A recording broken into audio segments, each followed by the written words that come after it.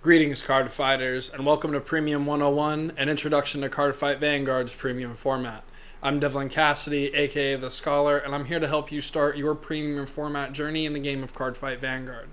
I hope that this starter's guide for today's clan is very beneficial in having you figure out what deck you want to pick up when you decide to play premium. I hope that you find this video very informational and helpful, and hopefully have you start on your premium journey. So we are here starting with Royal Paladin, and we're starting with the Blasters archetype, everyone's tried and true favorite that comes from Aichi Sendo from the original Vanguard series. And you guys have probably seen some of these cards from D series. As we look around, we obviously see, the D series Blaster Blade and other things like that. So let's kind of go over what Blasters aims to achieve. So Blasters is a force clan, and this is the denotation of what you can see when you're looking at V-Series cards. This is how you can identify what imaginary gift type the clan possesses, because these are going to be the same throughout. No Royal Paladin card is going to have Excel or Protect on it. Royal Paladin is a Force clan. The Blasters deck chooses more times than not always the Force 1 gift type, because you're locked into gift types once you declare the one you want to use.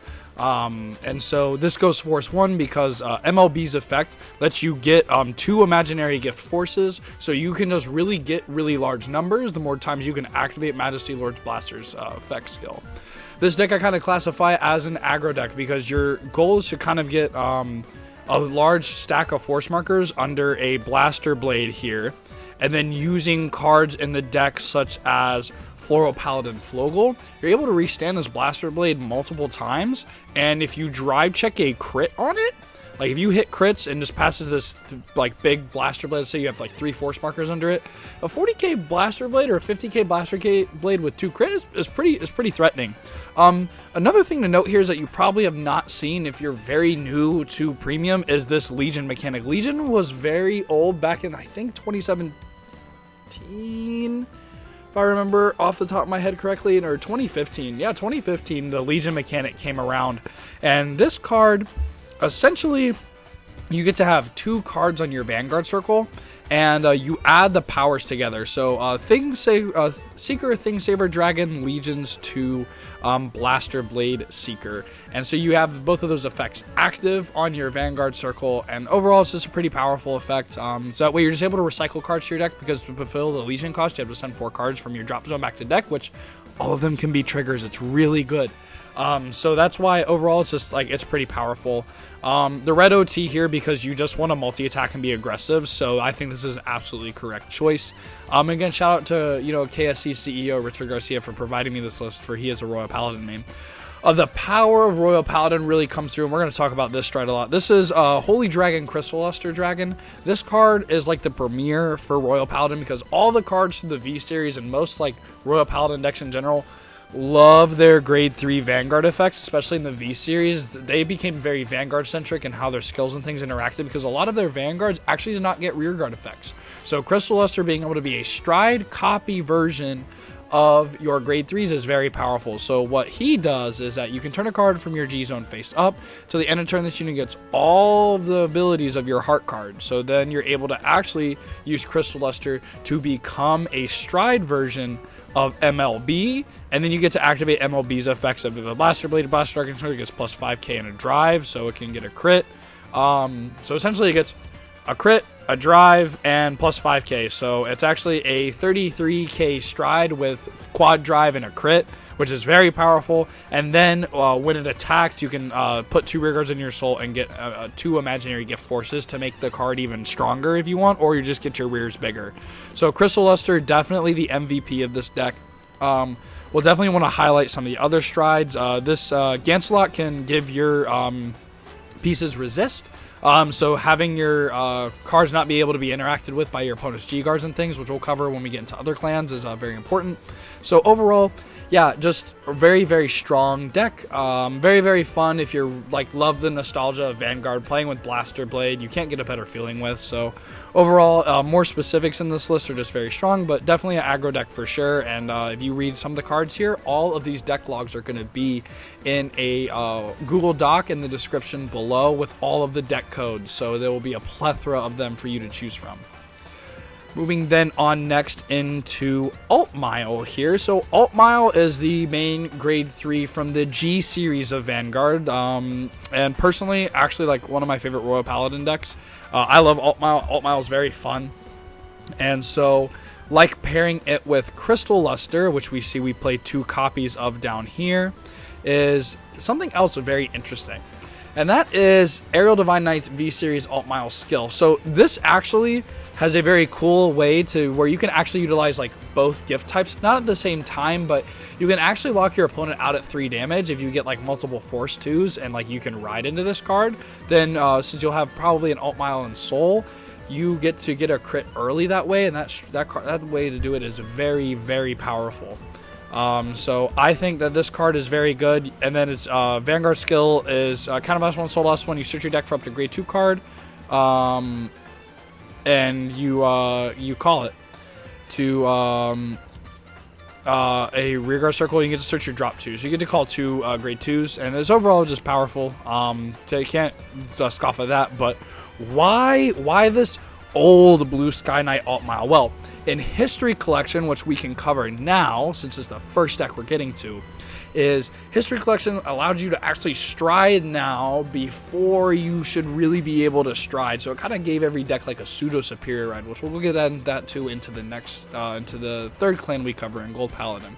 But what this does is so you can discard cards that are some grade 3 or greater from your hand that don't count toward the additional stride cost. This is important because you're fulfilling the cost of an axe skill, not the cost of a stride.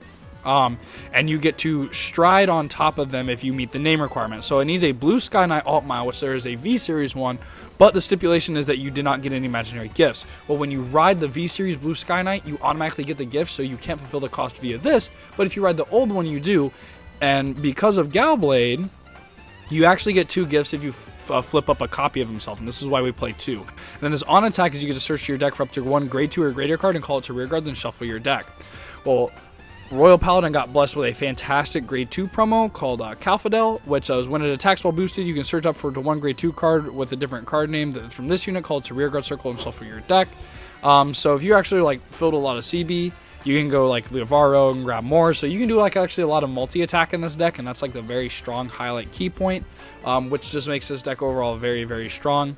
You have other accesses to like your no 0 damage gaming play is kind of this. So when your opponent gives you no counterblast, you can still go into the Aerial Divine Knight Alt Mile, the grade 4 version. If you're really damage starved, that's obviously an option. The reason you're able to play this is you can have up to 4 copies of this version of Alt Mile and up to 4 copies of this version of Alt Mile. So please don't think that, oh, I have 4 copies of this Alt Mile, I can't play the other 2. No. If they're 2 actual whole different units, they're different. So that's what makes it okay. So do not worry.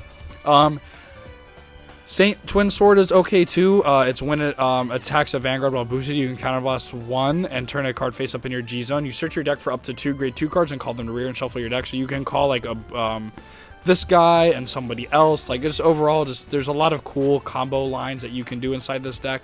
And then we go for the value, since we are very aggressive. We like drop our hand on the board. We'd love to get some extra drive checks if we were able to. So this is why we play the Keter OT.